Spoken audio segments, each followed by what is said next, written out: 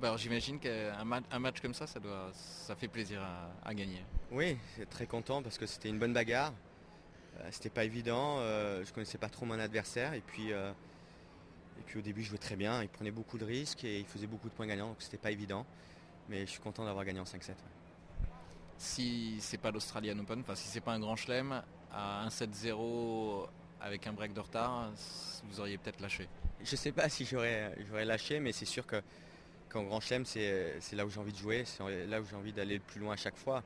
Et je suis très motivé, donc c'est vrai que même après la perte du premier et être mené dans le second, je continuais vraiment à aller de l'avant, essayer de m'accrocher, de pas du tout penser à ce qui s'était passé avant et de vraiment jouer point par point. Et ça m'a permis de bien revenir et puis de gagner. Il y avait une grosse ambiance, c'est aussi ça l'Australie, c'est agréable même si les supporters hollandais étaient en plus grand nombre que les Français, j'imagine c'est agréable de jouer dans ces conditions-là aussi. Oui, c'est agréable, c'est difficile.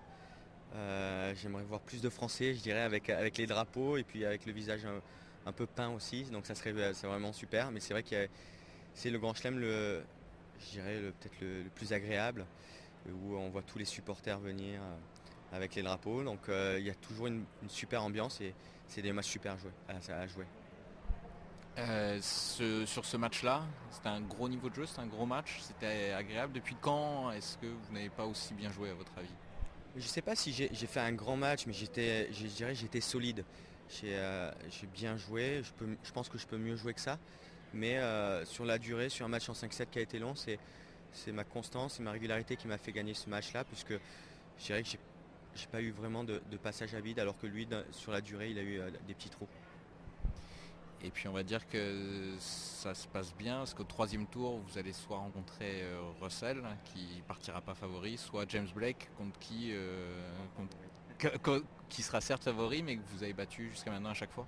Oui, ça sera, quoi qu'il arrive, ça sera un match difficile. C'est Blake, bien sûr, on le connaît, c'est un super joueur, un joueur qui aime diriger, qui aime frapper fort dans la balle et imposer un peu son rythme.